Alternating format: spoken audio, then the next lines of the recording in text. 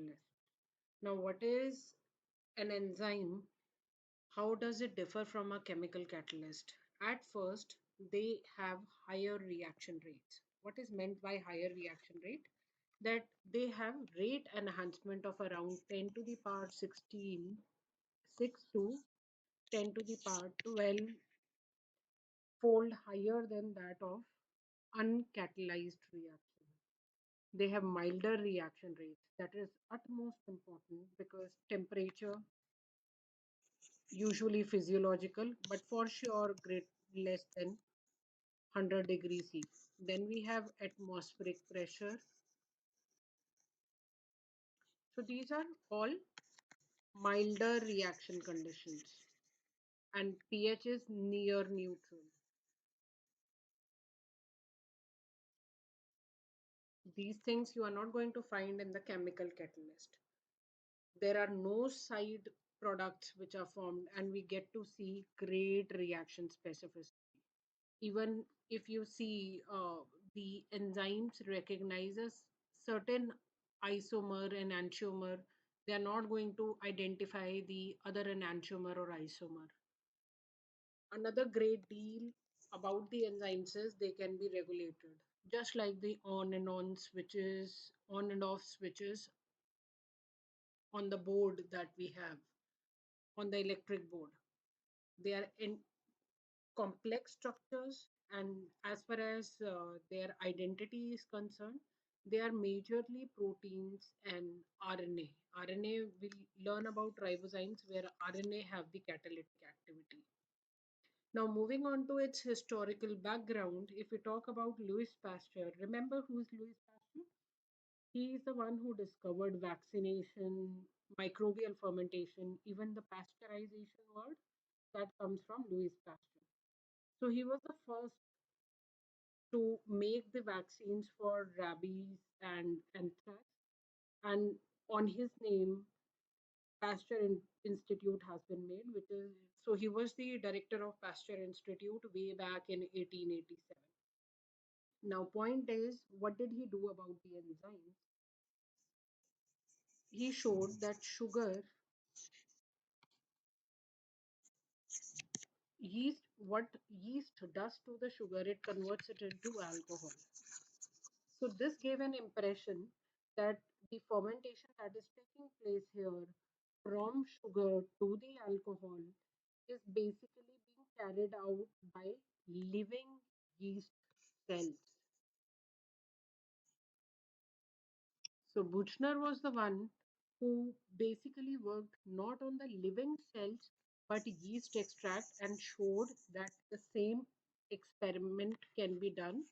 Extracts are able to convert sugar to alcohol, proving that the fermentation is not something to do with only the living cells, and the molecules which are able to perform this reaction still function even when isolated from the living cell. As far as Frederick Kuhne is concerned, he's the one who coined the term enzymes.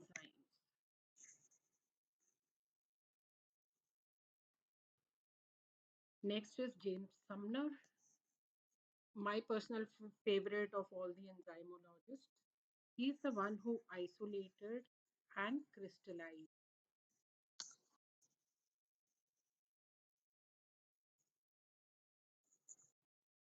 urease. Now, it is just an enzyme, urease. So, why was it so important? He's the one who found out that this urease, he basically crystallized it, and till then, identity of enzymes wasn't known. So, he was the first one to study these urease crystals and tell that they are composed entirely of the proteins. So, that is when we came to know that enzymes are all proteins. His biography is even more interesting. He went on a hunting when he was around the age of 17. He accidentally shot in the left arm.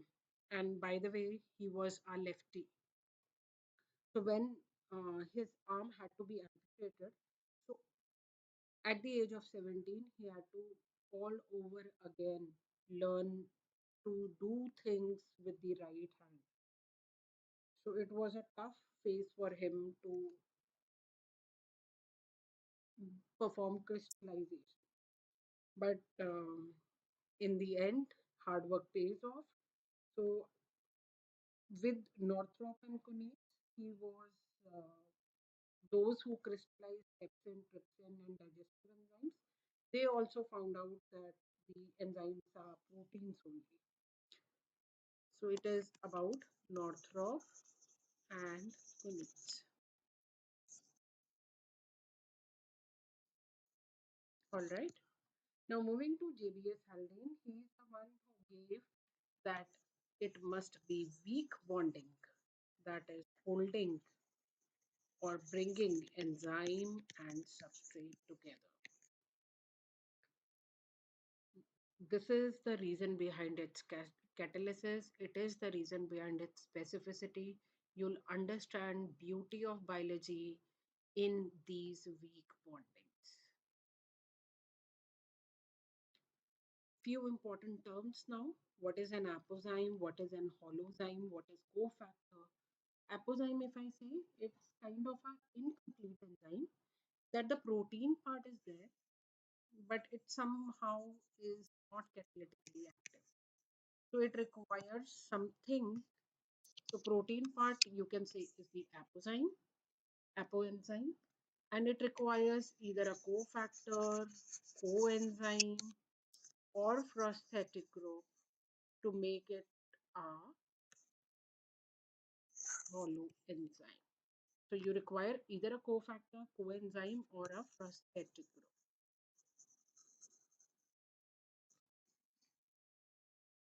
to make it a holoenzyme, which is definitely this. The apoenzyme was catalytically active, and holoenzyme is catalytically active. Now, what is a cofactor? If we have to define what is a cofactor, cofactor is usually a metallic ion, but we take it as broader term. It can be a metallic ion, or even the coenzymes are categorized under cofactor. So it's a broader term. Coenzyme are derived from vitamins. We'll be studying that in the later units and videos. These are vitamin derived. As far as prosthetic group is concerned, it's a cofactor but is tightly bound.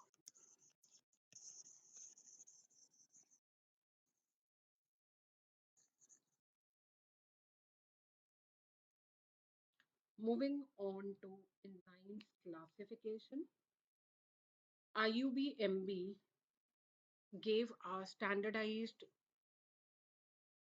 four-part classification. What is IUB-MB? It is International Union of Biochemistry and Molecular Biology. Before that, to any word which was describing the activity of an enzyme, a ACE was attached.